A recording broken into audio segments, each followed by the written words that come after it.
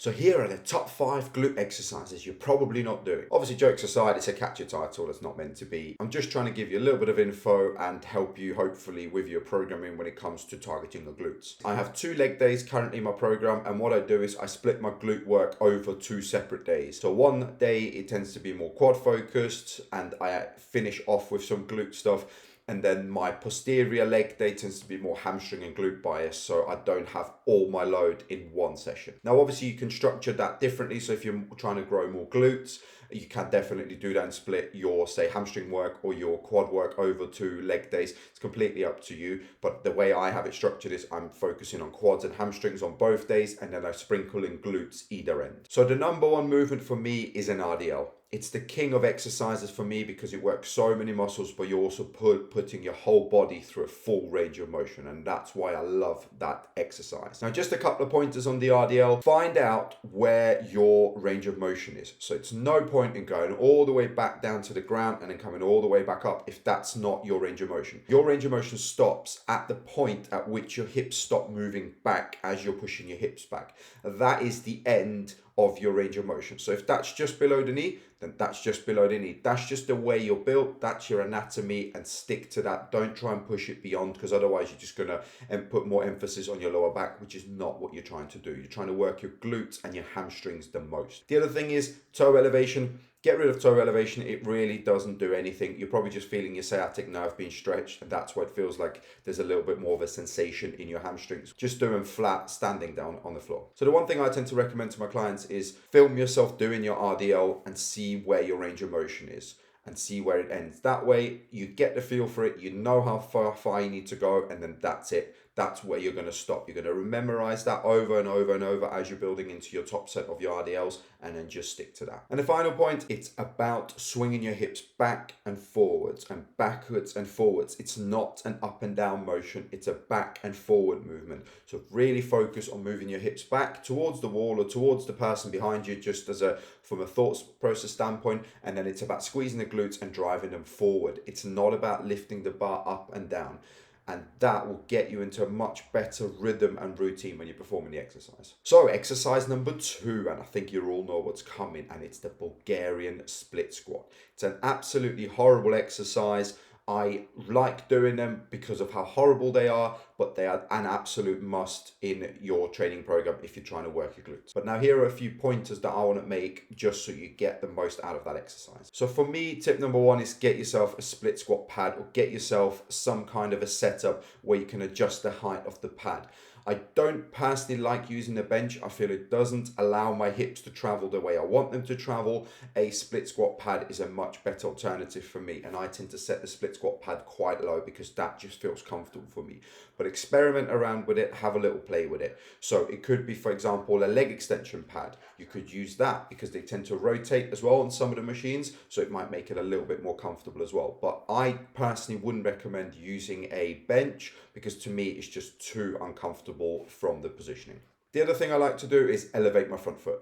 So whether that's on a wedge or I put a plate down, or a couple of plates that allow me to elevate my front foot, because that just allows me to go a little bit deeper and get more stretch on the glute, then by all means, that's what I'm going to do. And most of my setups tend to be with a wedge, but also, as I said, the plate, if I'm training at a different gym or I haven't got access to a wedge or it's being used or whatever, I tend to just use a plate, but I always like to be a little bit higher. Another common mistake I tend to see with people doing a split squat is they don't tend to balance properly when they're doing it. So what you'll see people do is they'll have the weight in one hand and then the other hand's kind of swinging about, looks like they're waving to someone in the gym, the back foot's kind of wobbling all over the place, the front foot's not really giving them stability.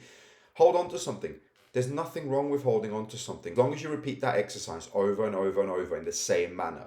So what I tend to do is I tend to do it in a squat cage, or I tend to do it somewhere where I can hold on to something solid. So I have 3 contact points: my back foot, my front foot, and my hand, and then I can sit down nice and comfortably and perform the exercise to its maximum. That to me is really, really important when doing my exercises and my split squats in particular, because if I can replicate that exercise over and over and over, that means I'm still progressing as long as I'm going up in weight, and there's absolutely nothing wrong with holding on to something. Now, another favorite exercise of mine are the Smith machine cast bridges. Now, they are not quite a hip thrust because they have a reduced range of motion, but why I like using them is because of the reduced range of motion, and it allows me to get maximum output on the glutes. Now with the Smith machine as well, this is kind of a bit of a personal favorite because I can load the bar quite heavily and I don't have to worry about lifting it off the ground. It's straightforward enough to kind of just lift it off the bottom bit or unhook it and just have to obviously the pad sitting on your hips. To me, that's just so much more comfortable, and I can just lift so much more weight rather than having to kind of struggle and getting, 150, 200 kilos off the ground. It's just so much easier. For me, the main thing is the reduced range of motion because it stops my knees from traveling back. It stops my quads from being activated. I can just squeeze my glutes up and then control the weight in a nice manner. And then when I'm finished, I don't have to get the weight all the way down and look really awkward in getting out. So one tip I tend to give my clients is drive through the heels. That way you're putting all the force exactly where it needs to go and you get maximum output on your glutes. Now let's talk about an exercise that to me is a bit of an underdog when it comes to training, and that is the weighted cable step up. I tend to use them with a plyo box and a adjustable cable machine because I think they're absolutely incredible. And what I like about them is you don't have to load them heavily in order to maximize the glute gains that you're going to get from them. So what I tend to do is I tend to have one hand on the machine, one hand holds the weight and the other foot is obviously on the box. And then I control myself down slowly until I'm touching the ground, and then I drive off the leg that's working up. I try not to push off the back leg.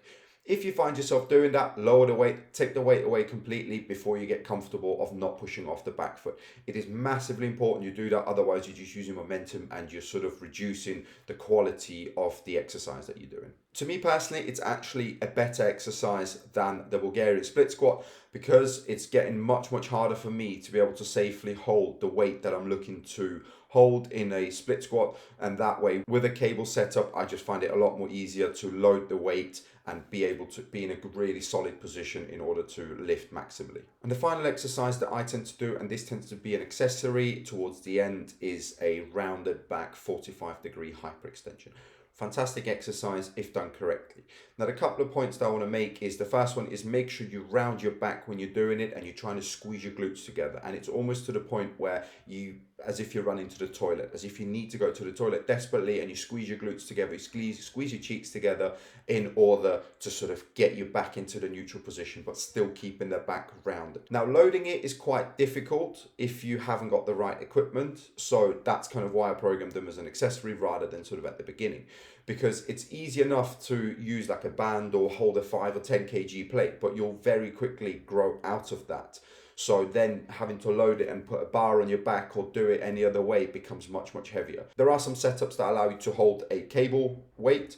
So there are some machines that allow you to sort of pull a cable through, and you can do them. I think Atlantis do one, Prime I think do one, but it gets much, much harder to do that. So what I tend to do is more of a high rep set with these, so like 20, 25 reps with a band or with a weight or with a power bag on my back and so on, just to finish the glutes off and then potentially superset them with a lunge. But overall, they're really good exercise if you're trying to build your glutes, your hamstrings and your erectors as well. But obviously, depending on how you position your back, you're working either more hamstrings and erectors and less glutes, or if you round your back, it's working more your glutes. So yes, I hope you enjoyed this little video talking about my 5 favorite exercises at this moment in time. They will constantly change. They are constantly being adapted, as I'm somebody that likes to experiment with different exercises in the gym, and I'm sure there's going to be more stuff that I'm going to come across.